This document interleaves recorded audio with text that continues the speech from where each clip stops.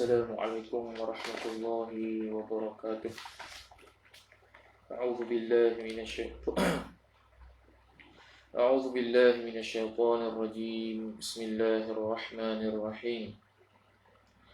الحمد لله رب العالمين، والصلاة والسلام على أشرف الأنبياء والمرسلين سيدنا محمد وعلى آله وصحبه أجمعين. سبحانك لا علم لنا إلا ما علمتنا إنك أنت العليم الحكيم. ولا حول ولا قوة إلا بالله العلي العظيم. رب اشرح لي صدري ويسر لي أمري واحلل عقدة من لساني يفقه قولي وسدد لساني واهد قلبي بحق نبيك محمد صلى الله عليه وسلم. اللهم أغننا بالعلم وزينا بالحلم وأكرمنا بالتقوى وجملنا بالعافية. نوينا التعلم والتعليم والتذكر والتذكير والنفع والانتفاع والإفادة والاستفادة والحث على التمسك بكتاب الله وسنة رسوله صلى الله عليه وسلم، ودعاء إلى الهدى والدلالة على الخير، ابتغاء وجه الله، مرضاته وقربه وثوابه سبحانه وتعالى. آمين يا رب العالمين. وقال الشيخ المصنف رحمه الله تعالى: ونفعنا الله بعلومه وبعلومكم وبعلوم مشايخنا في الدارين آمين يا رب العالمين. Kata pengarang Asy-Syaikh Abdul Qadir bin Wamah Sekam Al-Fatani rahimahullahu ta'ala, percaman kita kata satu belaka itu dengan sebab kita fikir kata yang boleh kita kata, dan panggil Tuhan itu ialah zat yang mengadakan sekalian mungkin. Jadi sambung lagi dalam perbahasan sifat wahdaniyah, sifat keesaan Tuhan, yang merupakan sifat salbiyah, yang mana sifat salbiyah itu kita kata dulu kullu sifatin madluluha adamu amrin la yaliku bihi. Setiap sifat kullu sifatin, setiap sifat yang kefahaman setiap sifat salbiyah itu ialah tidaknya suatu perkara yang tak layak bagi Allah Subhanahu wa taala. Jadi antara wahdaniyah ini, apa yang tak layak? Tak layaknya berbilang. Maka kita wahdaniyah itu adalah fahamannya, maksud dia, tafsirnya ialah balik dak bilang, tidak berbilang. Wahdaniyah esa kena kepada maksudnya tidak berbilang, kena kepada diri tidak berbilang itu, kena kepada tepat. Bila kata wahdaniyah ialah tidak berbilang, itu makna. Adapun bila sebut kudrat, iradat, berkuasa, dia tidak bermakna tidak lemah selalu dak. Dia tidak bawa kepada berkuasa itu dengan makna berkuasa ialah tidak lemah. Tak. Sebab berkuasa itu sifat wujudi, maka dia akan bahas dulu sifat wujudi itu, barulah akhir sekali belakangnya akan dinafikan. Allah Ta'ala tidak lemah. Sebab tu sifat ma'ani, kudrat, iradat, ilmu hayat tidak boleh dikategorikan sebagai sifat salbiyah. Sebab fahaman terhadap sifat ma'ani, bila sebut kudrat, dia tidak membawa makna tidak lemah. Bila sebut hayat, sifat penghidup, dia tidak membawa maksud tidak mati. Dia tidak membawa maksud secara mutabaqah, secara selalu, secara tafsir, secara selalulah, secara on the spot faham itu tak. Melainkan dia akan terang dulu penghidup tu apa, kudrat tu apa, kederat, iradat itu apa, sama' basar itu apa, barulah dia akan akhir sekali akan menafikan Allah Ta'ala itu bukannya buta, bukannya bisu dan sebagainya. Dan sifat wahdaniyah ini, antara dalil dia qul huwallahu ahad, Allahus samad, lam yalid wa lam yulad wa lam yakul lahu kufuwan ahad. Antara dalil lagi, dzalikumullahu rabbukum. Dzalikumullahu rabbukum. Demikian mereka itu, Allah itu Tuhan kamu. Dzalikumullahu rabbukum, dzalikumullahu rabbukum. Allah Ta'ala itu Tuhan kamu. Yang mana Tuhan itu la ilaha illa huwa, yang tiada Tuhan melainkan dia, yakni hanya sanya Allah sahaja yang Tuhan. Khaliqu kulli syai'in, Allah Ta'ala itu maha pencipta dan menciptakan setiap sesuatu. Fa'buduh, maka hendaklah engkau sembah ia akan Allah Ta'ala. Jadi dari Al-Quran, Dzalikumullahu rabbukum la ilaha illa huwa khaliqu kulli syai'in fa'buduh. Okay. Ayat kata la ilaha illa huwa itu menunjukkan ternafinya Allah Subhanahu wa Ta'ala ada berbilang dari sudut zat dan sifat. Itu la ilaha illa hu. Okay. Menunjukkan tidak ada berbilang sifat bagi zat Allah Ta'ala dan juga tidak berbilang zat Allah Subhanahu wa Ta'ala pada kalimah ayat la ilaha illa huwa. Kemudian ayat diteruskan, khaliqu kulli syai', Allah Ta'ala yang mencipta sekalian semua, segala sesuatu. Itu menunjukkan ternafinya berbilang pada perbuatan Tuhan. Allah Subhanahu wa Ta'ala perbuatannya tidak dikongsikan dengan yang lain, dan perbuatan Allah Subhanahu wa Ta'ala tidak siapa pun yang boleh serupa perbuatan seperti perbuatan Tuhan. Adapun perbuatan Tuhan, dia itu buat tanpa ada madah, tidak ada alat, tanpa perlu kepada makhluk yang lain. Kita berhajat kepada makhluk yang lain, kita berhajat kepada alat, kita berhajat kepada bahan untuk membuat sesuatu. Tu okey. Jadi sambung perbahasan kita, kata ayah disekam rahimahullahu ta'ala, mudah-mudahan Allah Ta'ala merahmati ayah disekam, kerana beliau sudah memberi jaksa yang sangat besar untuk kita memahami tauhid, tauhid yang sebenar, dengan terjemahan seperti mana gurunya terjemah, supaya kita dapat faham dengan elok dan baik. Kemudian katanya perceman kita, perceman yakni dalil. Ini bahasa dia lah, perceman tu bahasa Pani kot. Perceman kita yakni dalil kita kata satu belaka itu. Apa belaka itu? Yakni satu pada zat, satu pada sifat. Satu pada sifat dan satu pada af'al, pada perbuatan itu. Kita kata gitu sebab apa? Dengan sebab kita fikir. Dengan sebab kita fikir, kita renung, kita tilik kata, yang boleh kita kata dan panggil Tuhan itu ialah zat yang mengadakan sekalian mungkin. Betul tak? Kita panggil Tuhan itu ialah kerana dia itu mampu untuk mengadakan sekalian mungkin. Mungkin itu ialah perkara-perkara yang harus pada akal ada dia, ataupun harus pada akal sungguh dia, ataupun harus pada akal tidak sungguh ataupun tiadanya. Boleh berlaku. Allah Ta'ala nak menetapkan sesuatu itu tidak sungguh, lagi pula tidak ada, pun boleh. Allah Ta'ala mengadakan sesuatu atau mensungguhkan sesuatu pun tak ada masalah. Tu okey. Pun boleh. Tu mungkin. Kita ni mungkin lah. Boleh ada, boleh tak ada. Sekarang ni ternyata kita ada. Dia panggil mungkin mawjud ba'dal adam. Itu mungkin yang pertama. Yang kita dulu bahas tu lah. Tak kisahlah pertama, kedua, tak ikut susunan, tak apa.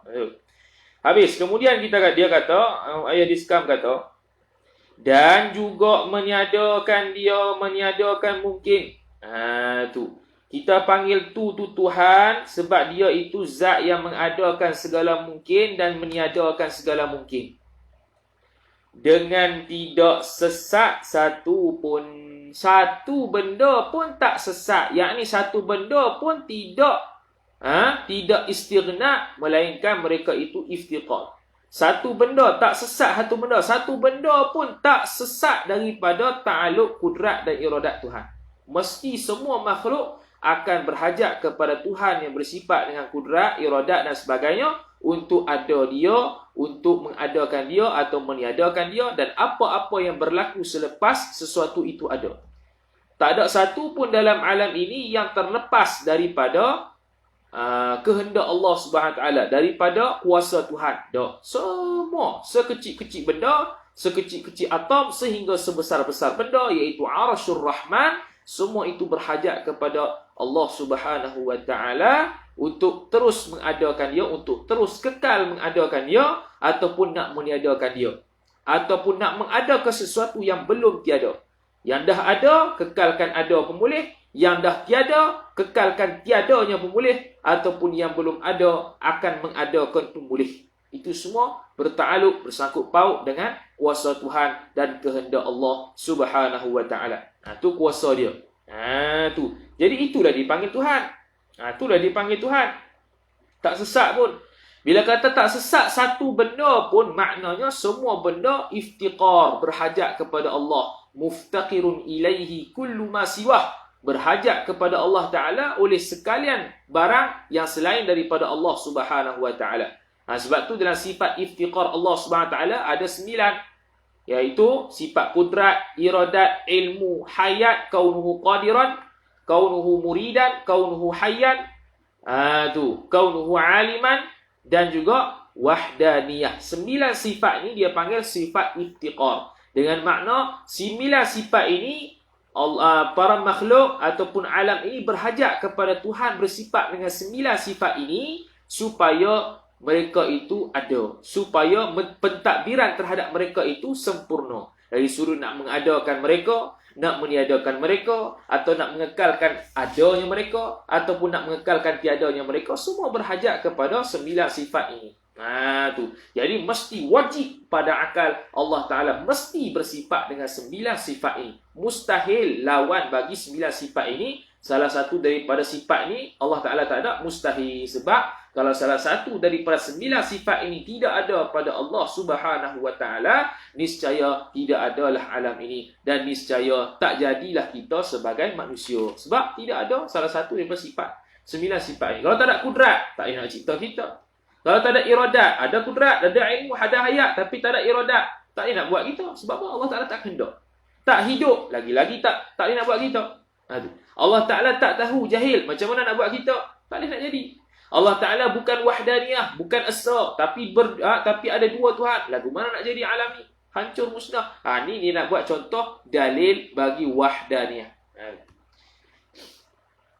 Kalau begitu, kata musannif, kalau begitu,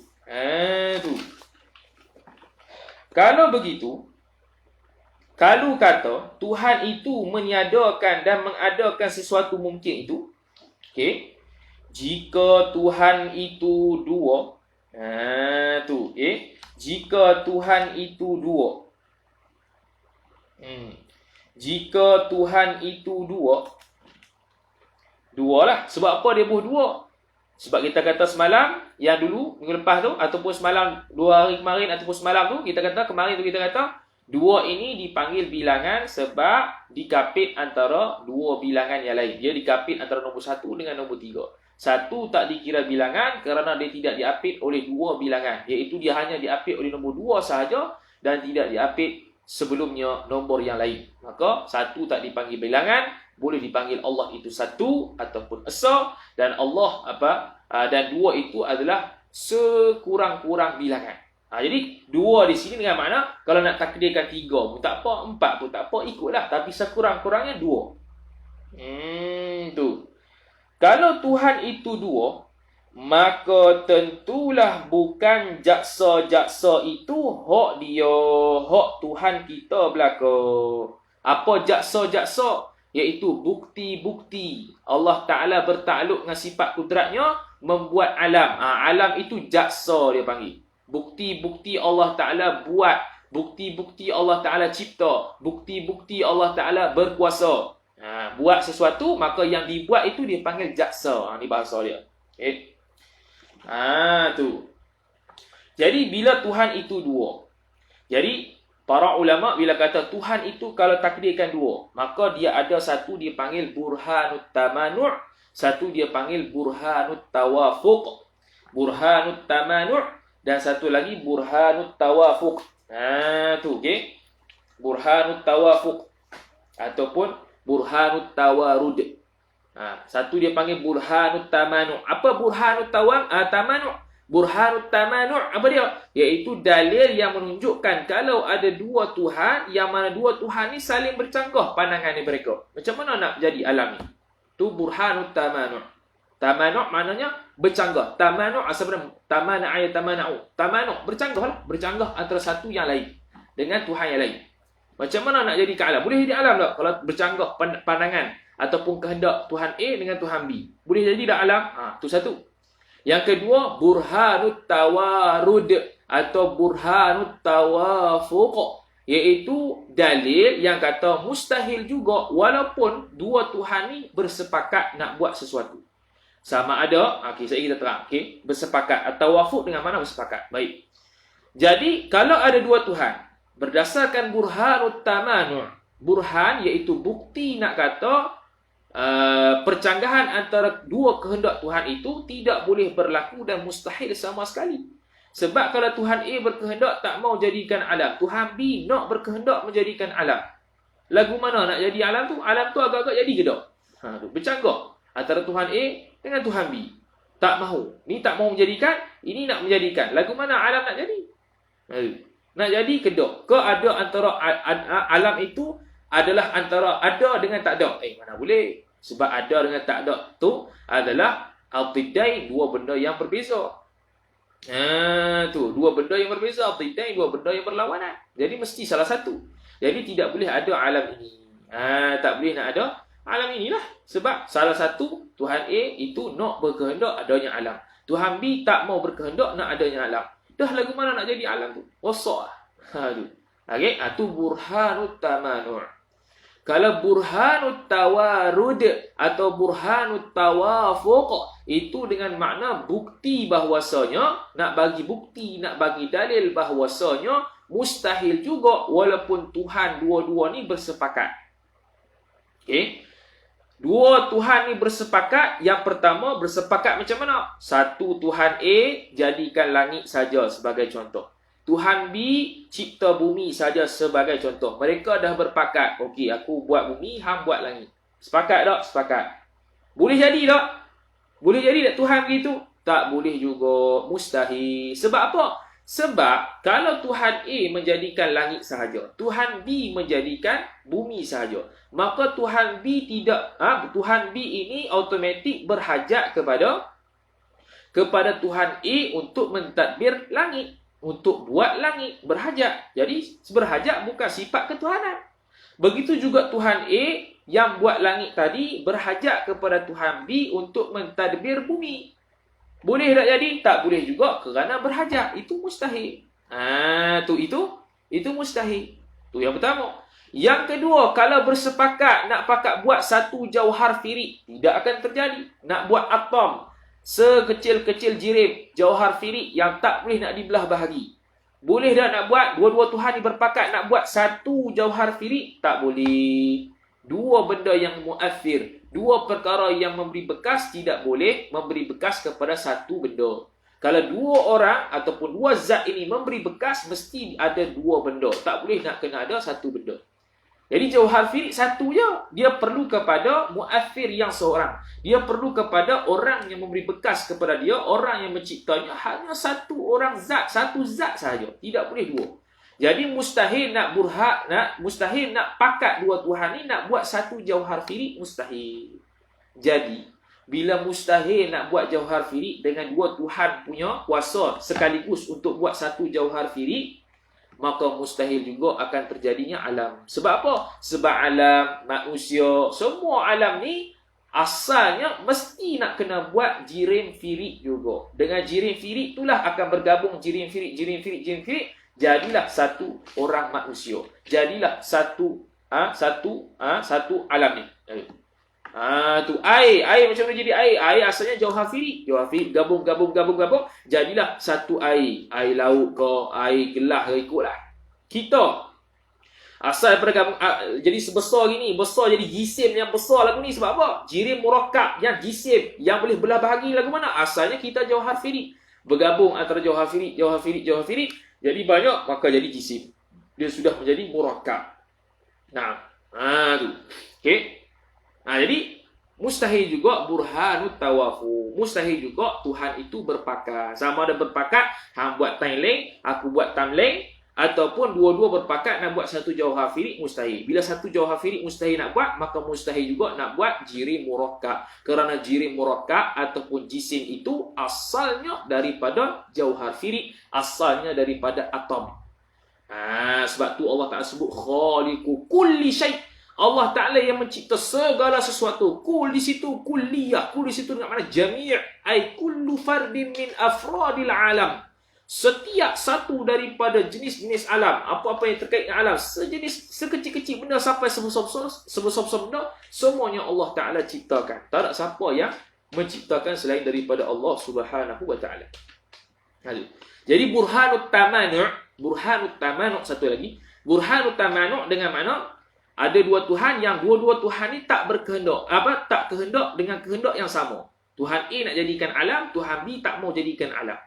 Jadi, bila bercanggah, kalau kita takdirkan Tuhan A ni betul, dengan makna alam tidak terjadi. Tuhan B maknanya kalahlah Tuhan B ni, sebab Tuhan B nak berkehendak untuk adakan alam. Tuhan A tak mau berkehendak, tak mahu mengadakan alam. Tiba-tiba Tuhan A menang. Sebab apa? Memang tak terjadi sungguh alam ni. Maknanya bila tak terjadi sungguh alam ni, Tuhan A menanglah sebab kehendak dia. Tuhan B kalah. Oh, Tuhan B ni lemah. Tuhan B ni lemah. Kemudian orang kata, oh, Tuhan B ni lemah. Tuhan A menang. Oh, Tuhan A ni kira Tuhan lah. Tuhan A pun lemah juga. Sebab apa Tuhan A lemah juga? Padahal kehendak dia sudah tercapai. Iaitu tidak adanya alam. Sebab ada bandingan Tuhan yang lain seperti dia menjadikan mereka itu kedua-duanya lemah. Sama ada kehendak mereka tercapai ataupun tidak kerana ada perbandingan dari sudut ketuhanan. Tu. Allah Ta'ala sifat istighna dengan makna sifat-sifat Allah Ta'ala yang menunjukkan Allah Ta'ala tak berhajat kepada benda lain. Dan sifat iftiqar dengan makna semua makhluk itu berhajat kepada Allah Ta'ala, bersifat dengan sifat-sifat tertentu tu yang menyebabkan mereka itu ada ataupun tak ada, ataupun meneruskan mengekalkan keadaan mereka ataupun mengekalkan ketiadaan mereka. Okey. Jadi mustahil juga walaupun Tuhan A dapat menghasilkan, merealisasikan kehendaknya, tapi sebenarnya Tuhan A yang dapat merealisasikan kehendaknya pun kalah juga, lemah juga, sebab ada bandingan Tuhan yang seperti dia. Maknanya Tuhan ni tak boleh nak dibanding. Tuhan ni bukan manusia dan tak boleh nak dibanding. Mana-mana gambar ataupun movie yang menunjukkan dua Tuhan, itu bukan Tuhan, tu makhluk dua-dua. Tu lemah dua-dua, bukan Tuhan. Okay? Sebab apa? Sebab ada bandingan Tuhan. Bila ada bandingan Tuhan, mustahil, itu lemah. Okay? Itu lemah, habis. Tu dia panggil burhanut tamanu' dengan burhanut tawarud atau tawafuq. Okey, habis. Maka tentulah jaksa-jaksa alam, langit, bumi, pokok itu bukanlah hak dia belaka, bukan hak Allah Ta'ala belaka lah. Sebab ada hak orang lain dan ada hak Tuhan. Kalau hak orang lain yang buat bumi, tu hak dia. Bumi hak dia. Allah Ta'ala buat langit, itu hak dia, hak Tuhan. Hak Allah Ta'ala yang buat langit. Dia tak ada hak untuk bumi dah. Maknanya Allah Ta'ala berhajat kepada Tuhan B untuk dia itu mentadbir bumi. Tuhan B pula berhajat kepada Allah mentadbir langit. Wal'iyadu billah ta'ala Allahu an dzalika. Itu mustahil atas Allah Subhanahu wa Ta'ala. Habis. Kemudian demikianlah, apa demikianlah? Yakni serupalah juga jika dua sifat dan perbuatan. Yakni kalau Allah Ta'ala ada dua sifat. Okay? Ataupun ada orang yang bersifat sama macam sifat ketuhanan Allah Subhanahu wa Ta'ala. Allah Ta'ala buat suatu benda, ada benda lain yang serupa ataupun serupa cara pembuatannya dengan Allah Subhanahu wa Ta'ala, maka itu mustahil juga. Maknanya ada benda hak Tuhan lain buat, yang dia buat itu hak dia, yang Allah Ta'ala buat itu hak dia. Tak boleh nak ambil hak Tuhan B pula. Tu mustahil. Jadi Allah Ta'ala nyata di sini secara akliyah, Allah Ta'ala itu esa, tidak dua dan tiga, seperti pegangan Nasrani.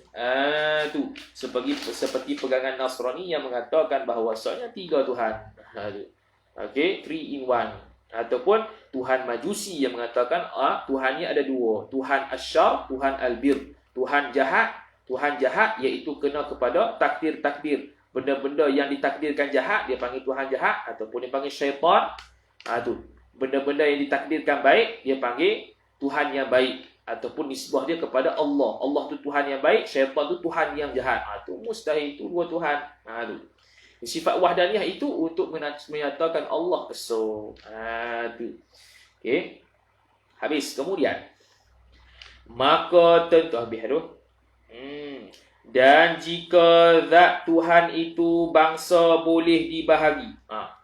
Ni boleh bahagi pula kam muttasil, nak ternafinya kam muttasil pada zat. Kalaulah jika zat Tuhan itu bangsa yakni jenis boleh dibahagi. Dobit dibahagi ni sekurang-kurang 2 bahagi.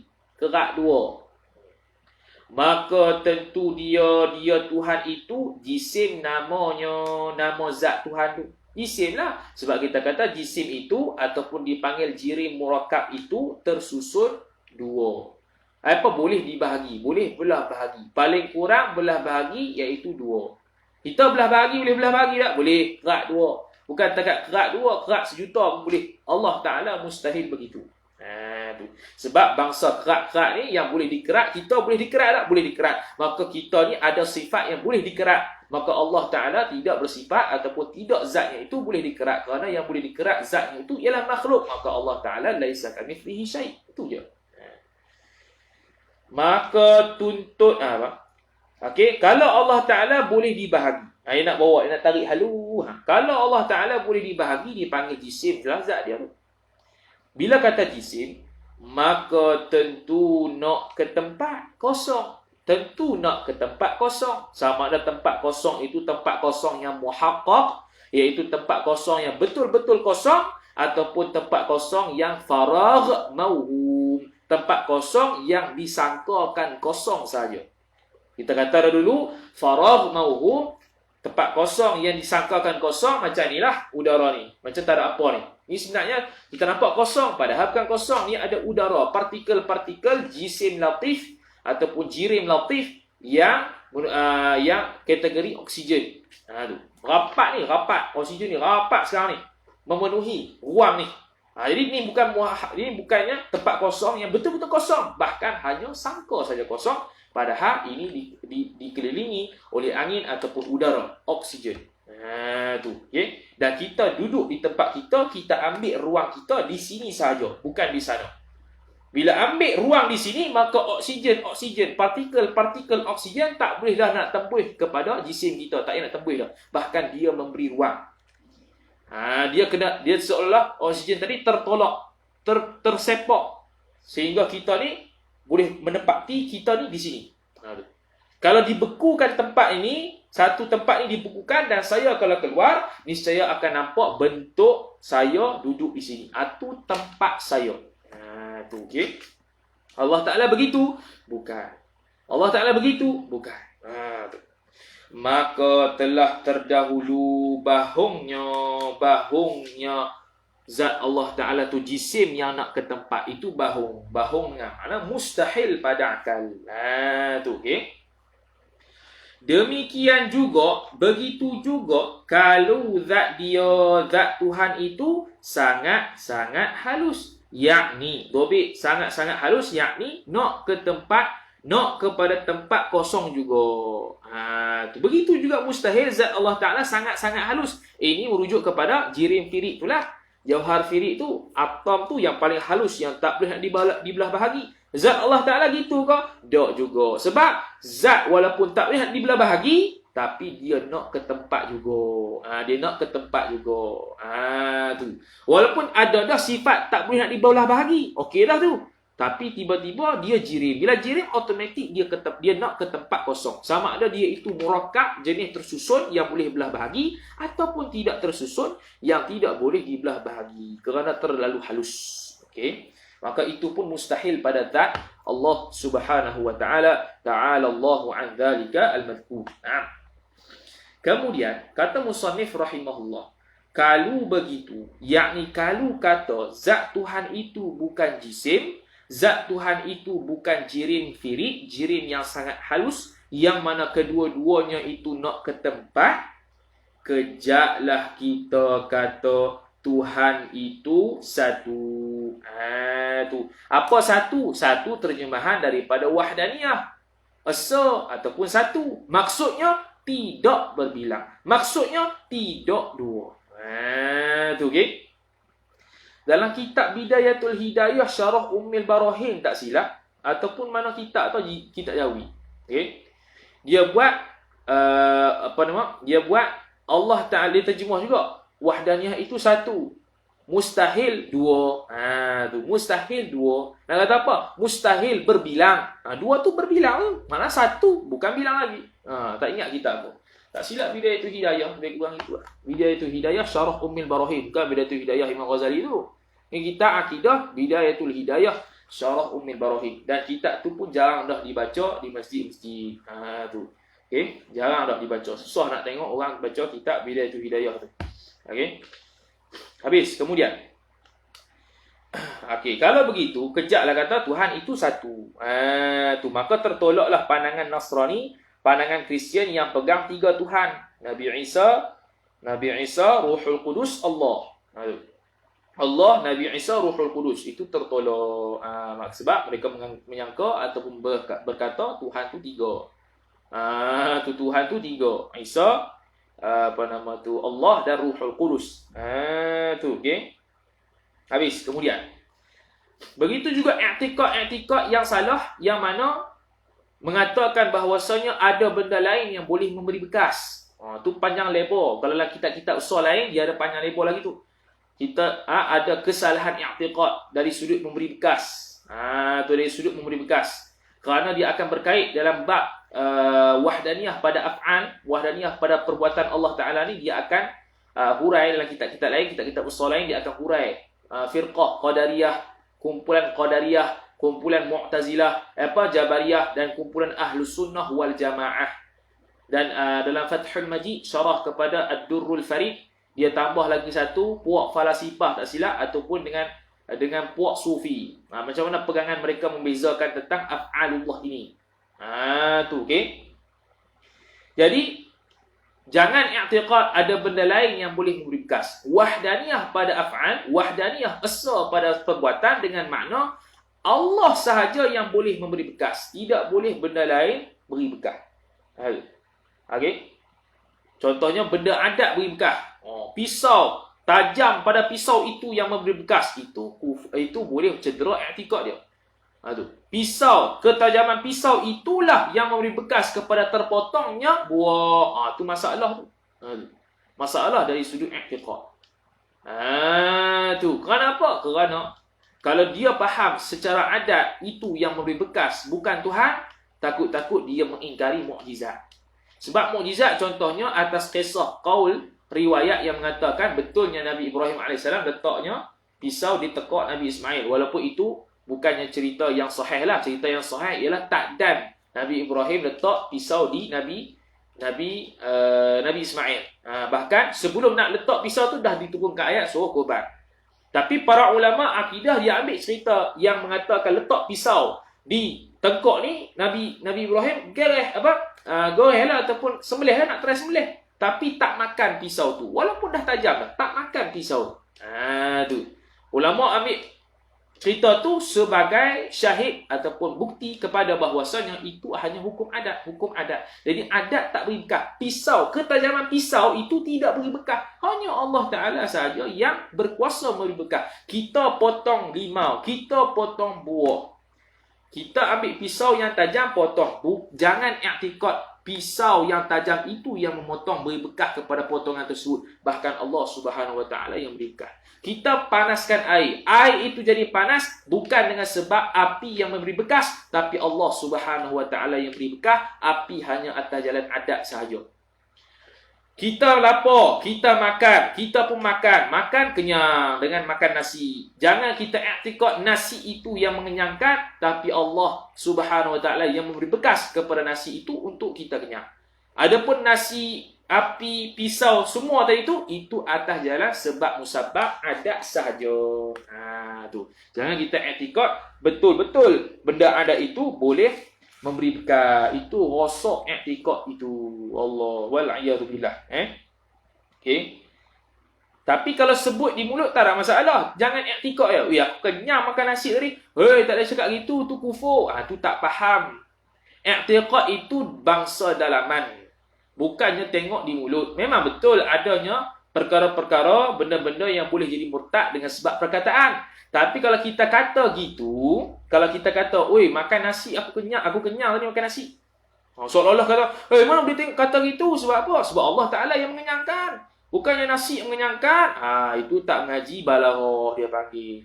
Orang mukmin, orang yang beriman bahawasanya Allah Ta'ala lah yang memberi bekas semuanya. Allah Ta'ala lah yang mengenyangkan, bukan nasi. Allah Ta'ala lah yang membakarkan, bukan api. Allah Ta'ala lah yang memotongkan, yang beri bekas kepada potongan itu, bukan pisau.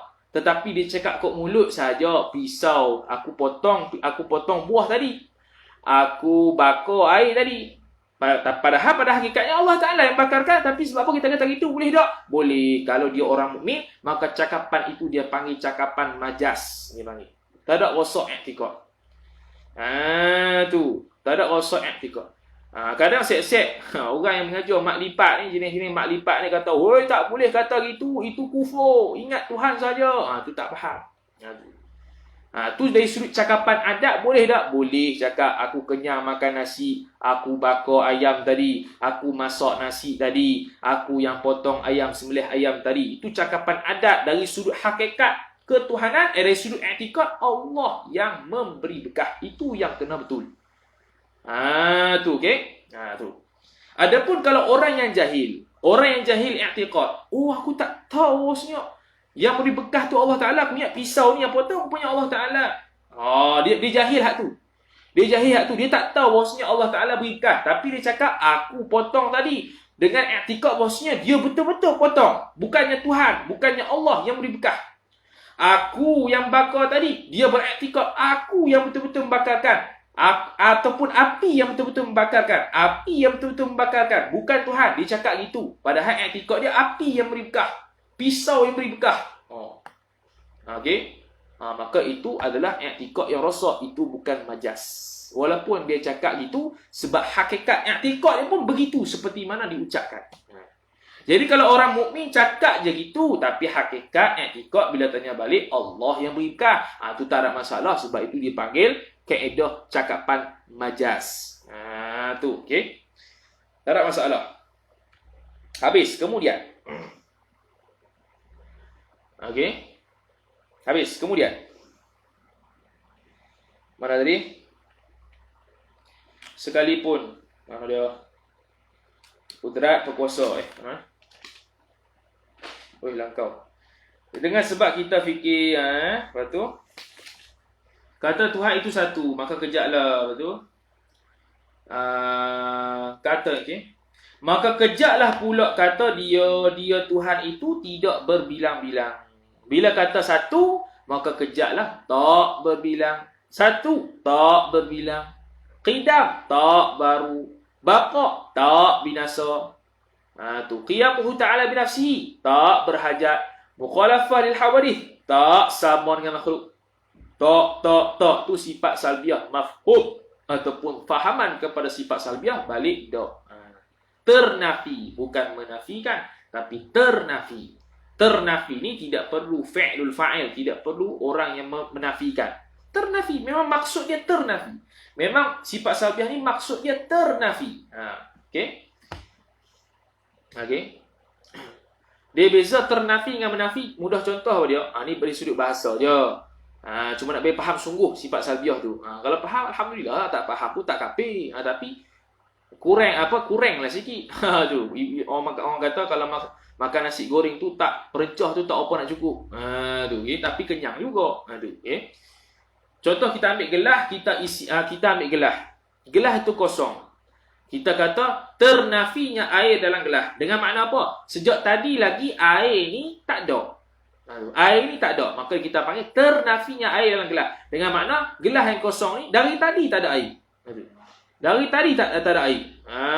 Tu dari tadi dia tak ada air. Okey. Dari tadi tak ada air. Tapi kalau kita bubuh air. Kalau kita bubuh air. Kalau kita bubuh air. Air penuhlah dalam gelas, betul tak? Kemudian kita pun buang. Itu maksudnya menafikan air dalam gelas. Apa maksud menafikan air? Iaitu kita dah bubuh air, kemudian kita buang. Menafikan air. Itu perbuatan kita membuang air, itu menafikan air. Adapun ternafi air dalam gelas dengan makna gelas tu kosong dari tadi tak ada air. Kita tidak buang pun. Tak perlu kepada perbuatan kita untuk mengosongkan air. Memang dah air tu tak ada dari tadi. Tu ternafi, nak beza antara ternafi dengan menafi. Jadi sifat salbiah ternafi. Madlul, faham dia itu kod ternafi. Tu. Okey, habis.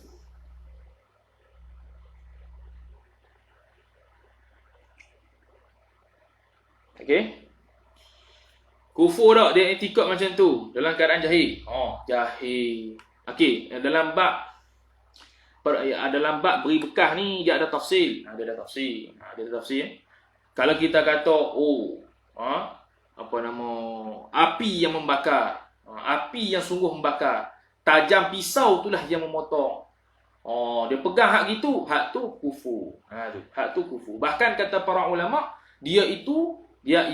orang yang beriktikad adat memberi bekah, ketajaman pisau beri bekah, api yang membakar, dia iktikad gitu tu lebih teruk daripada akidah Majusi. Lebih teruk daripada akidah Majusi. Tu. Okey, lebih teruk daripada akidah Majusi. Sebab apa? Akidah Majusi iktikad ataupun percaya pegang bahawasanya api tu berpegang bahawasanya api itu Tuhan. Dia bakar api. Memang etikad dua Tuhan. Satu Tuhan baik, satu Tuhan jahat. Tuhan baik itu dia panggil Tuhan cahaya, lebih kurang itulah. Okey, Tuhan gelap dia panggil Tuhan yang gelap lah. Sebab tu mereka pasang api. Supaya apa? Supaya datangnya takdir-takdir, benda-benda yang baik daripada Tuhan yang baik. Mereka etikad tu je.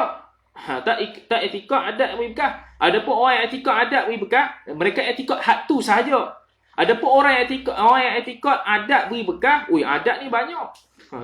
Lebih daripada 2 lagi.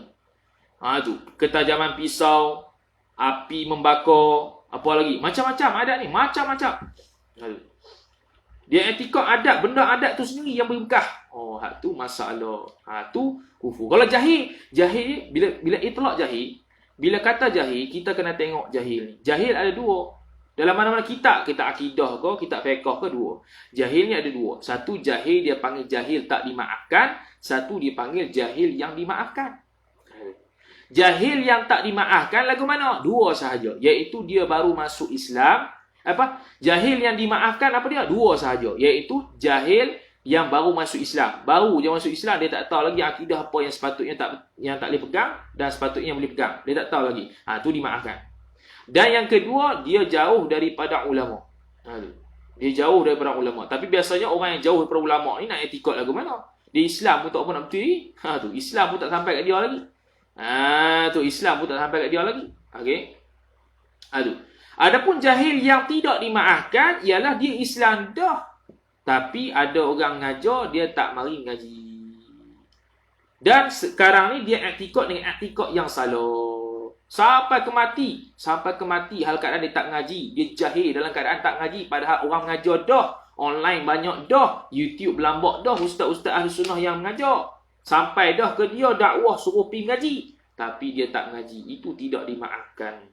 Bila akidah dia rosak sekadar fasik, kena taubat lah.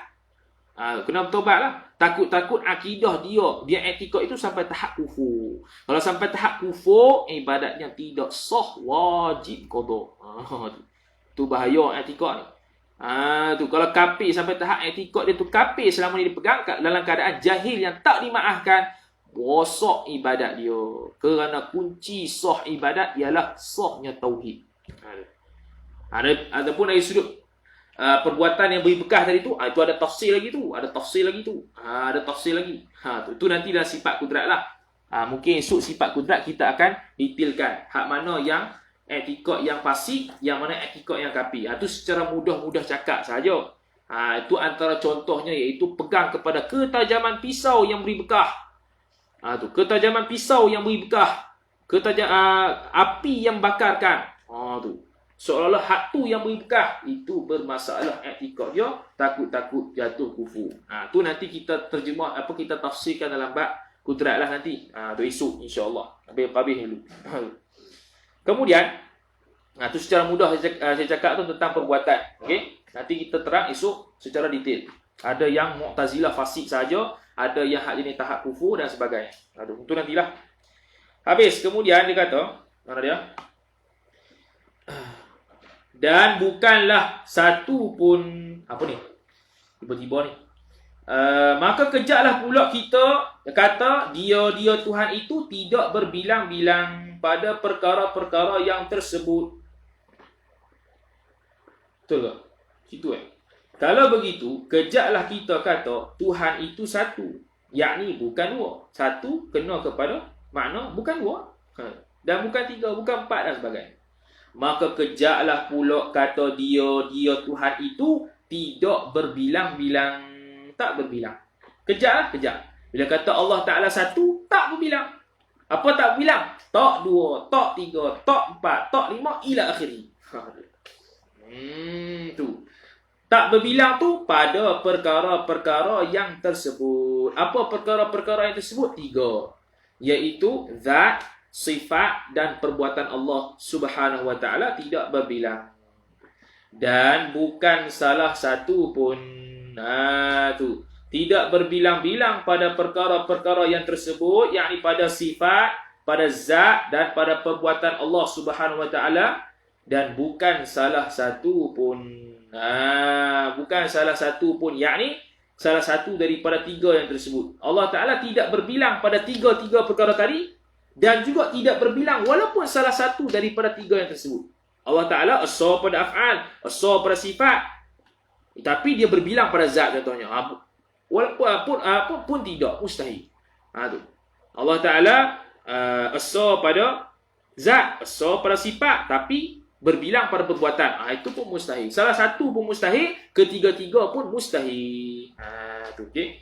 Wallahu a'lamu, ay wallahu a'lamu bihaqiqati ma aqulu laka. Allah Ta'ala lah yang mengetahui akan barang yang aku sebut kepada engkau. Tu wallahu a'lam. Maka cukuplah 6 sifat. Titik. Maka cukuplah 6 sifat. Mana? Wujud, kidam, baqa', mukhalafah lil hawadith, qiyamuhu binafsihi, wahdaniyah. 6. Titik. Yang mula-mula, yakni sifat yang mula-mula itu, yakni yang mula-mula daripada 6 sifat itu, dinamakan sifat nafsiyah. Tu okey. Dinamakan apa? Dinamakan sifat nafsiyah. Apa dia sifat nafsiyah? Yakni sifat nafsiyah ini ambil daripada lafaz nafsun, yakni dengan makna diri. Nafsun, nafsun ni dirilah. Tu. Jadi nafsiyah iaitu ya nisbah bangsa diri. Apa sifat nafsiyah? Dia baru nak cerita sifat salbiah dengan sifat nafsiyah. Kita dah cerita dulu. Ni tengok ayat dia kata apa. Sebab apa beza? Sebab apa wujud tu tak boleh dipanggil sifat salbiah? Sebab ada perbezaan. Dia panggil sifat nafsiyah sebab apa? Sebab apa tak panggil wujud tu sifat salbiah? Sebab apa sifat salbiah tak dipanggil sifat nafsiyah? Ni perbezaan dari sudut takrif. Macam mana takrif? Sifat nafsiyah iaitu sifat nafsiyah itu wujud. Kena pada sifat wujud sahaja. Itu pandangan Mu'tamad Ahlus Sunnah wal Jamaah. Kerana ianya sifat wujud itu seakan-akan, yakni seolah-olah seolah-olah diri benda sendiri, yakni diri zat itu sendiri. Sifat itu terkena pada diri zat itu sendiri, berkenaan dengan diri zat itu sendiri. Tu. Kena pada diri zat tu, pada pihak tunggu, pada renti, selama benda itu tidak hilang. Kena bangsa pada diri sendiri itu, pada pihak tunggu, pada renti. Yakni kita reti kata dia itu bersifat wujud selama benda itu tidak hilang. Selama dia itu tak hilang, kita kata dia ada. Macam contoh sekarang. Sekarang dalam bilik saya tak ada orang. Sebab apa? Bila kata tak ada orang, dia bersifat tak ada. Orang tu tak ada. Sifat dia tak ada lah. Tapi kalau ada seorang dalam bilik saya kata Ahmad ada. Sebab apa? Sebab ada tu rujuk kepada diri, merujuk kepada seseorang tu. Rujuk kepada zat dia tu. Rujuk kepada orang tu ada sekarang ni. Sebab tu kita panggil ada. Kita faham saja dia itu ada. Okay. Sifat ada tu, sifat wujud tu kita faham saja. Ni dia ada lah ni. Bila dia ada, ni dia bersifat dengan sifat wujud. Kita faham saja dah. Sebab diri dia tu ada. Jadi sifat nafsiyah kena kepada diri. Sifat yang jenis bangsa kepada diri, yang jenis menunjuk kepada diri. Tu sifat nafsiyah. Adapun sifat salbiah dia tak menunjuk kepada diri. Bahkan dia merujuk kepada sifat yang fahamannya balik dok. Dok bilang, dok baru. Kita ni baru, dok fana. Kita ni baru, dok qidam. Baru kena kepada dok qidam. Itu sifat salbiah kita baru. Contohlah tu. Kemudian dia kata, pada pihak tunggu kita reti. Tu maksudnya sifat nafsiyah. Kita reti kata adanya seseorang. Bila ada zat seseorang, kita faham dia tu ada. Munculnya zat seseorang, kita faham dia tu ada. Faham? Tu. Bila zat seseorang tu hilang, tak ada, hilang, maka kita tak ada lah. Sifat wujud tu tak ada lah. Sifat wujud tu tak sungguh lah. Tak ada lah. Tak nak sabit. Okey? Habis. Kemudian. Seperti ada buah pedenil. Baca gitu. Buah pedenil. Kita mengaji buah pedenil ni, Tok Guru pun wallahu alam, tapi dia buat dobik lah. Dia kata, buah pedenil ni, putik dia warna hijau. Putik ni waktu muda. Tak masak lagi. Putik dia tu warna hijau. Tapi bila masak, jadi warna merah. Pedenil apa dia tu? Apple ke apa? Tak tahu. Allah alam. Ke ada orang timur ni yang tahu apa tu pedenil? Khabar lah. Kalau tahu, kita pun tak tahu. Ni bahasa je. Dia nak bagi contoh je. Boleh contoh lain. Buah limau. Contoh. Maka tentu kita renti, yakni reti, tahu, faham, selama tidak hilang buah pedenil itu, ada. Okey, habis titik. Maka tentu kita reti, yakni kita sabitkan sungguhnya dia ni ada, selama tidak hilang buah pedenil itu. Tu. Tunggu pada reti. Betul. Tunggu pada reti. Betul lah. Tu. Pihak tunggu pada reti selama benda itu tidak hilang. Yakni kita reti bahawasanya dia itu ada selagi dia tak hilang. Tu mafhum lah. Kita reti kata dia itu bersifat wujud selagi dia tu tak hilang. Maknanya ada lah. Ada. Kita faham ada lah dia ni. Bila kita faham tak ada, bila zat dia hilang. Bila zat dia ada, adalah. Bila zat dia hilang, tak ada. Okey. Jadi sifat wujud tu reti bila dia itu selagi mana tak hilang. Maka kita panggil ada. Kalau hilang, dia tak ada. Okey. Adapun hijau, maka tentu kita reti selama tidak buah. Okey, jadi buah pedenil ataupun buah apple ke buah apa ke, selagi mana tak hilang daripada depan kita ni, kita panggil buah tu ada. Reti kata ada. Sebab apa reti kata ada? Sebab zat dia tak hilang. Belum hilang lagi. Dia duduk ada depan kita. Dia panggil ada lah. Ada. Makna sifat wujud ni merujuk kepada zat dia. Tu merujuk kepada zat dia. Tu. Sini. Okey, sini ada topik sikit. Tadi kata, pada pihak tunggu pada renti selama benda itu tidak hilang. Yakni, apa dia? Pada pihak ada sama ada, tak ada sama tak ada. Apa dia pada pihak ada sama ada, tak ada sama tak ada? Yakni, kalau ada zat, maka adalah sifat wujud. Maka sabitlah sifat wujud kata. Sungguhlah sifat wujud. Kalaulah zat tu tak ada, maka tak ada lah, tak sabitlah sifat wujud tadi. Tak sungguhlah sifat wujud pada dia. Kalau zat tu ada, maka sabitlah sungguhlah sifat wujud tu pada dia. Faham? Tu dia panggil pada pihak ada sama ada, tak ada sama tak ada. Yakni kalau zat itu ada, maka sabitlah sifat wujud. Kalau zat tu tak ada, maka sabitlah sifat tu tak ada lah. Apa sifat tu? Sifat ada tu tak ada lah. Sifat ada tu tak sungguh lah. Tu kalau bahasanya. Kalau sifat zat, sifat wujud tu tak sungguh lah. Tak boleh nak sabitkan sifat wujud pada dia sebab dia tak ada. Kemudian ni dobit sikit kata ayah diskap. Rahimahullahu ta'ala. Kata ayah diskap, sifat nafsiyah ni apa dia? Sifat nafsiyah ni ialah sifat yang bangsa nak cerita zat. Senang. Sifat nafsiyah sebab apa kata nafsiyah? Sifat yang jenis dia nak cerita zat. Nak merujuk kepada zat. Sebab tu dipanggil nafsiyah. Jadi apabila orang sebut sifat wujud, maka hati kita ni tuju kepada zat tersebut. Faham? Bila kita kata, ada mamat ni. Apa maksud kita terfikir dan bayang mamat ni ada mamat ni, ada mamat ni, iaitu kita tuju pada bentuk mamat tu lagu mana. Mamat tu lagu mana? Zat mamat tu lagu mana? Tu terfikir bila kita kata ada mamat. Ada mamat ni di kedai ni. Maksudnya mamat kita akan tasawur, kita akan tergambar dalam akal diri mamat tu. Sebab apa? Sebab wujud ada tu adalah tertuju kepada zat mamat tu. Faham? Beza kalau kita sebut sifat ma'ani. Beza kalau kita sebut sifat ma'ani. Contoh apa dia? Contoh makhluk lalu lah. Contoh makhluk. Baju tu warna hijau ke hitam? Baju zat. Hijau, hitam, sifat ma'ani makhluk ataupun arab dipanggil. Jadi bila kita kata hijau ke hitam baju ni, kita akan tasawur dulu hijau tu apa dia. Merah tu apa dia. Kita tak tasawur baju tu.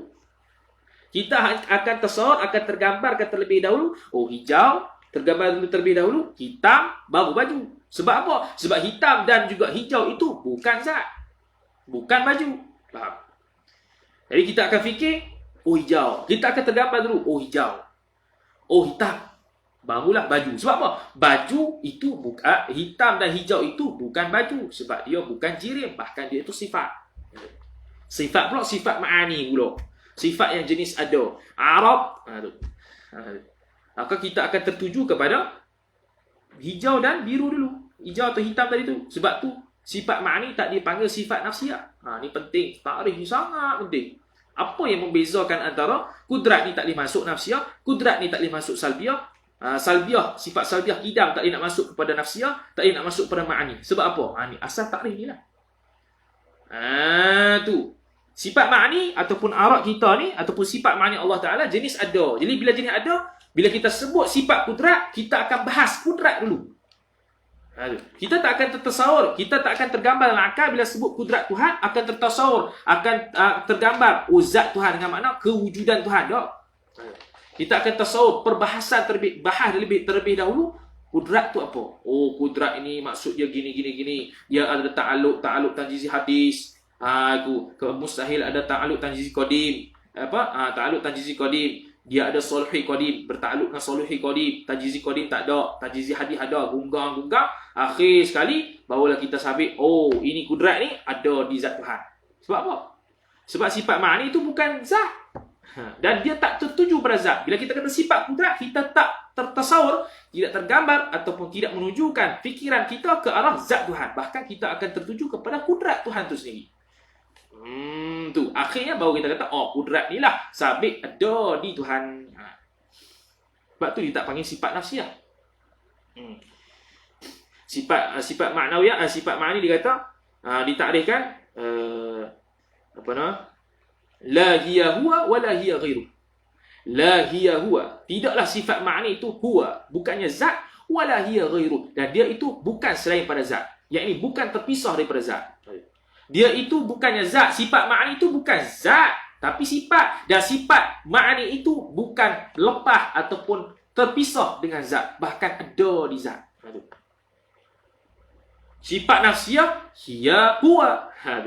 Sifat nafsiyah pula, hiya huwa. Dia, sifat nafsiyah itu ialah huwa, merujuk kepada diri zat. Itu. Okay. Allahu Akbar.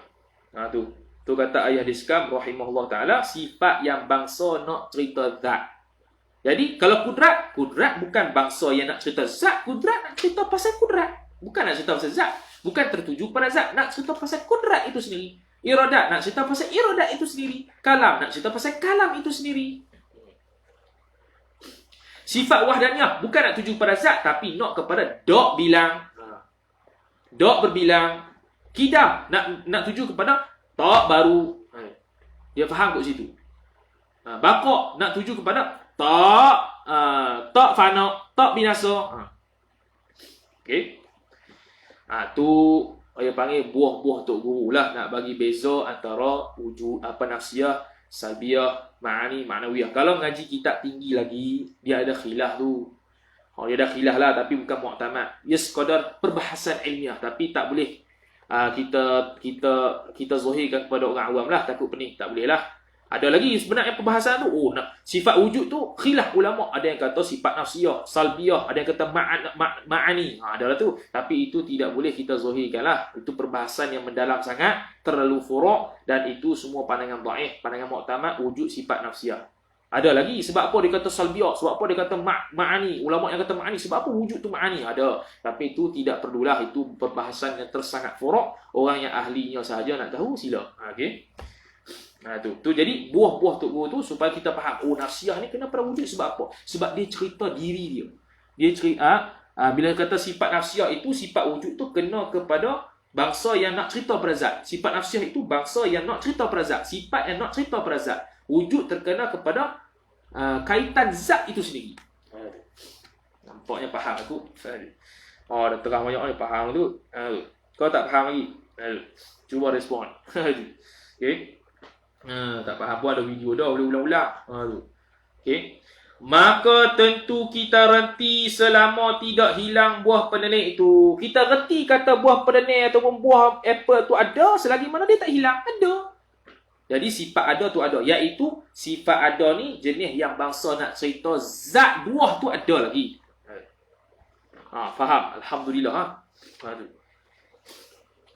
Okey. Ni kitab favourite lah. Antara kitab favourite saya, walaupun ngaji tauhid gila-gila babi yang bertahap tinggi pun, hak ni kitab yang selalu saya baca. Macam panggil wirid lah, wirid. Wirid. Kalau kitab Arab, kita ada Ummul Barahin, Jauharatul Tauhid. Kan? Tapi kalau kitab Jawi, saya lebih suka Asasul I'tiqad. Kecil pun kecil, sikit pun sikit, tapi padat nak mampu. Mampu pun tak padat aku tu. Okey, susah nak cerita ni. Padahal kita nak cerita banyak lagi, tapi sudah. Tahap Asasul I'tiqad gini sudah. Okey. Sekejap kita ada kelas pula, Syekh Kowi. Sikit. Habis. Kemudian selama tidak hilang buah pendenik habis. Adapun hijau dia itu hijau buah pendenik. Ni sifat ma'ani. Ma'ani bagi sifat ma'ani bagi buah pendenik tu, buah apple tu. Buah apa tak tahu lah pendenik ni, tapi kita kata buah apple lah. Siapa tahu bagi tahu. Adapun hijau dia, hijau tu Arab ataupun sifat ma'ani buah tu, maka boleh hilang. Boleh tak hilang? Boleh. Sebab dia Arab lah, tapi sifat ma'ani Allah tak boleh hilang. Jangan kait dengan Tuhan pula. Sifat ma'ani kita ataupun Arab kita ni boleh hilang. Sebab tu kita kata dulu, Arab ni tak kekal dua zaman atas pandangan mu'tamad lah. Kalau nak ikut khilaf, banyaklah khilafnya. Kita Asy'ariyah tu, kita ambil mu'tamad dulu lah. Dah asasul i'tiqad. Okay? Sentiasa berubah-ubah sifat Arab kita ni. Hitam saya ni hitam. Hitam saya saat pertama tak sama dengan saat kedua, tak sama dengan saat ketiga, tak sama dengan saat keempat. Tapi nampak je sama je. Nampak je sama tapi hakikat beza. Sebab tu buah yang contoh kertas warna putih, dia akhir-akhir lama-lama 20-30 tahun akan berubah jadi warna kuning. Sebab apa? Arab dia berubah. Setiap saat berubah. Putih ni bukan putih ni. Putih ni bukan putih ni. Bukan putih ni pada saat ni bukan putih ni. Bukan putih ni. Bukan putih ni. Akhir sekali akan tukar warna. Arab tu pun hilang. Sebab tu dipanggil Arab. Arab ni sifat yang mendatang. Mendatang ni boleh pergi dan boleh hilang. Boleh mari dan boleh hilang. Boleh mari dan boleh hilang. Arab ni asal pada aridi, sampingan. Boleh hilang, boleh mari. Boleh hilang, boleh mari. Habis. Kemudian. Jadi kalau hijau tu pula lagu mana? Maka boleh hilang dahulu daripada buah. Buah apa? Hijau boleh hilang tak? Boleh hilang. Buah tu, kalau hijau tu hilang pada buah, buah tu tak hilang. Buah tu tak ada. Sebab Arab jenis boleh hilang. Air yang panas tu kuih hilang. Tapi air tetap banyak tu. Volume banyak tu. Tak kurang sikit pun. Kalaulah air yang panas itu berkurang dengan sebab kurangnya panas, jenuh kita bila nak minum air. Duk tunggu sejuk jenuh. Bila nak minum air, pas masuk. Nak tunggu kering. Dia kering sekali. Nak minum panas-panas, melecur pula. Dan mengganti warna hijau tadi akan merah. Yakni apabila masak. Merah tu apabila masak lah. Dan topik Tok Guru di sini, buah pendenik ni tak boleh makan. Buah pendenik benda apa tak tahu? Siapa tahu bagi tahu. Buah pendenik ni tak boleh nak makan. Sekadar misal sahaja. Haram makan dia kata. Allah alam. Borneo beliau. Okey. Jadi merah, hijau tu arad ataupun sifat ma'ani makhluk. Okey, boleh hilang. Dan bila kita sebut merah, merahlah warna buah ni, kita akan tuju kepada warna merah dulu, tak tuju pada zat buah tu dulu. Betul tak? Betul tak? Warna merah sebab warna merah tu jenis ada, wujudi, boleh dinampak. Maka kita akan terbayang merah dulu, hijau dulu, baru terbayang pada zat. Kita tak terbayang bila kata merah kena pada zat dah. Dan 5 sifat kemudian daripadanya, kemudian daripada nafsiyah sikit habis ni. Iaitu 5 kemudian daripada nafsiyah itu daripada dari qidam hingga wahdaniyah itu dinamakan sifat salbiyah. Sifat salbiyah asal daripada salbun. Salbun dengan makna insilab. Salbun kalau terjemahnya nafi. Nafi dengan makna ternafi. Salbun bermakna insilab. Nafi dengan makna ternafi. Macam contoh kita bagi tadi. Menafi dengan ternafi lain. Itu dari sudut bahasa saja. Kalau faham, alhamdulillah boleh. Kalau faham, alhamdulillah boleh beza antara sifat salbiah dengan salbiah yang umum. Sifat salbiah yang khusus dan salbiah yang umum boleh beza. Kalau kita faham menafi dengan ternafi. Tu okey. Bilang banyak kali dah tu. Asal faham aku. Okey. Jadi salbun di sini dengan makna insilab, iaitu nafi dengan makna ternafi. Bukannya menafi. Dah kita jawi lain kata menafi, menafi kita takwil sahajalah, seperti mana ulama hasyiah mentakwilkan syarah. Ulama-ulama yang telah membuat syarah kata salbun, hasyiah mari selepas tu salbun bermakna insilab. Nafi dengan makna ternafi. Macam itu jugalah kita tengok ulama Melayu kita terjemah Jawi, menafi dengan makna ternafi. Selesai masalah. Bukan dengan makna ulama dulu tak faham, ulama dulu tak reti, hanya bakurah saja betul. Bukan. Kalau orang mengaji kita Arab, hasyiah-hasyiah dia akan faham. Oh, gini cara kritikan ulama ataupun cara ihtimal, cara tanggung ibarat dia panggil, untuk husnuzan kepada ulama tu. Menafi dengan makna ternafi, habis cerita. Okey, menafi dengan makna ternafi, habis cerita. Macam dalam Faridah tak silap, sifat ilmu dia panggil ta'alluq inkisyaf, betul? Sifat ilmu. Nanti kita belajar sifat ilmu. Ta'alluq inkisyaf. Ta'alluq inkisyaf Syekh Ahmad Fatani dia terjemah terbuka. Terbuka. Memang betul-betul terjemah terbuka lah. Inkisyaf memang terbuka. Tapi pada ayat kata terbuka ni beri waham kata, boleh tertutup ke? Terbuka, boleh tertutup ke?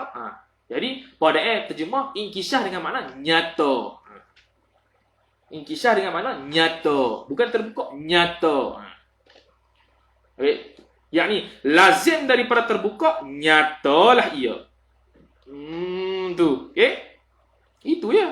Bukan makna Syekh Ahmad salah, Syekh Ahmad tak reti. Kan. Siapalah kita nak tak mengertikan ulama. Kita ambil ilmu pun daripada mereka. Al-isnadu minad-din. Bukan daripada Nabi itu pun.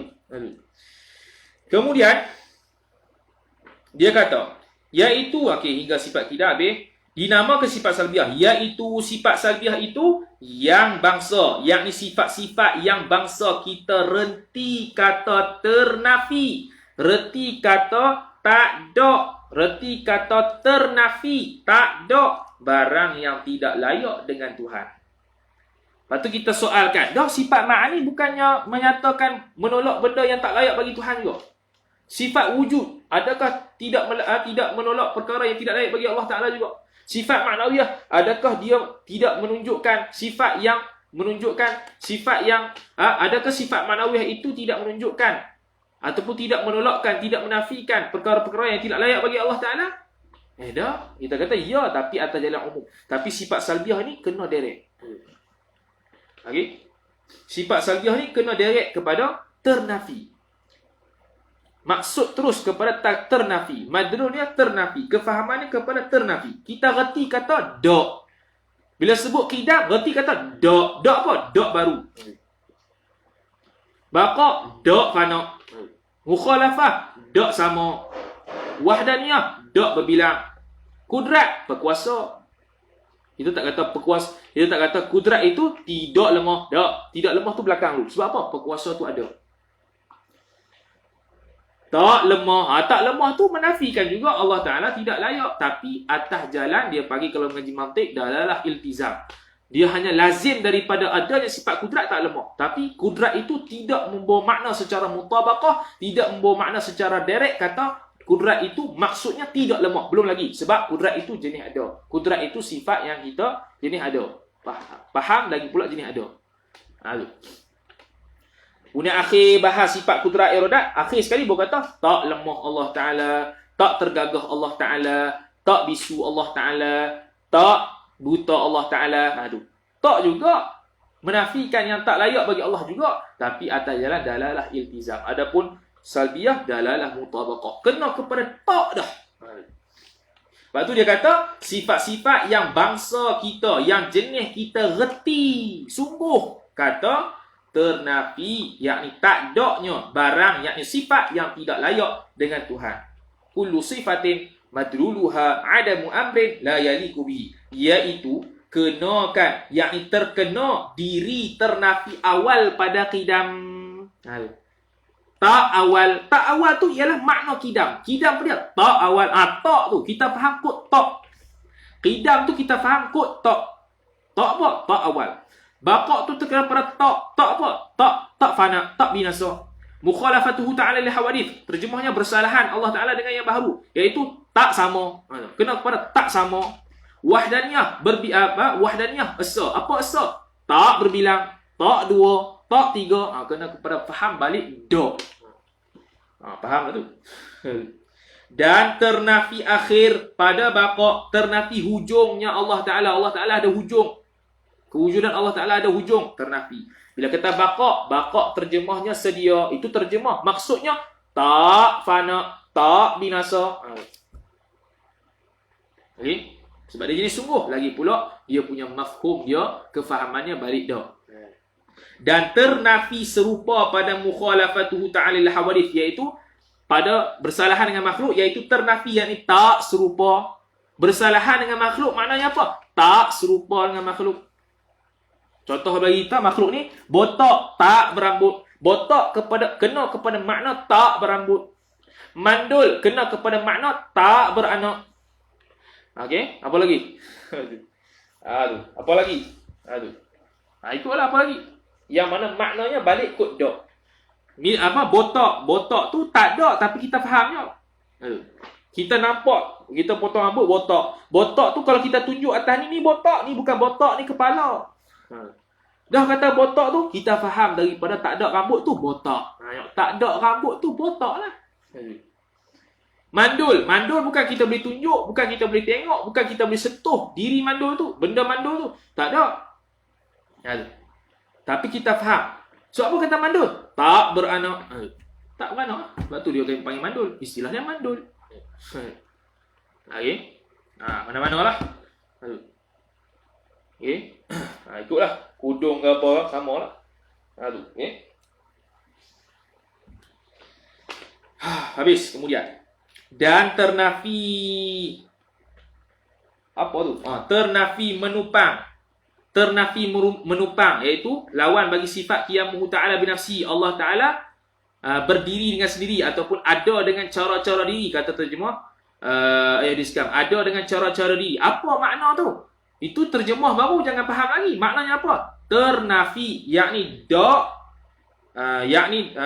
yakni tak tumpang pada yang lain. Ternafinya tumpang pada yang lain. Ternafinya tumpang pada zat yang lain. Ataupun ternafinya berhajat kepada mukhassis, berhajat kepada pencipta yang lain. Ternafi belaka.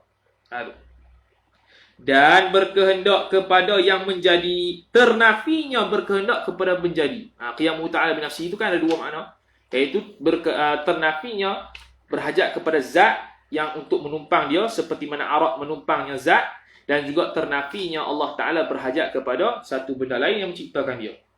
Pada qiyamuhu ta'ala binafsihi. Dan ternafi berbilang, yakni tak berbilang. Tak berbilang. Tu wahdaniyah apa dia? Wahdaniyah esa. Apa esa? Tak berbilang.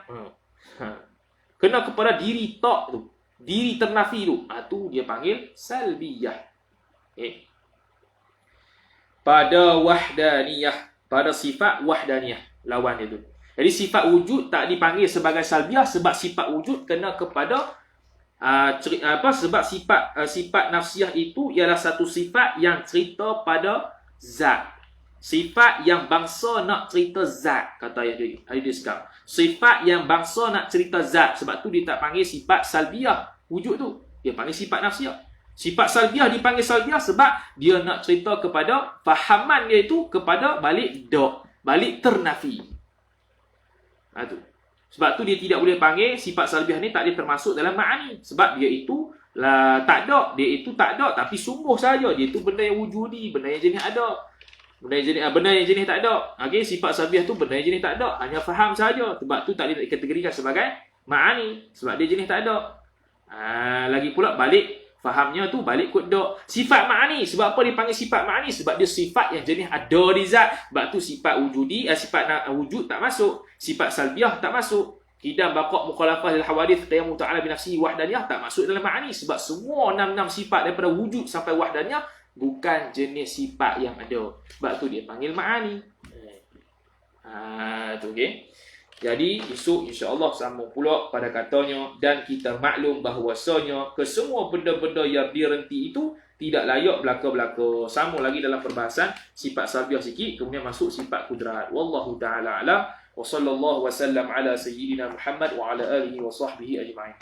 A'udzu billahi minasyaitonir rajim. Bismillahirrahmanirrahim. Alhamdulillahirabbil alamin wassalatu wassalamu ala asyrafil anbiya wal mursalin sayyidina Muhammad wa ala alihi wa sahbihi ajma'in. اللهم زدنا علما ورزقنا فهما اللهم زدنا علما ورزقنا فهما اللهم زدنا علما ورزقنا فهما وصلى الله وسلم على سيدنا محمد وعلى آله وصحبه وسلم والحمد لله رب العالمين والسلام عليكم ورحمة الله وبركاته.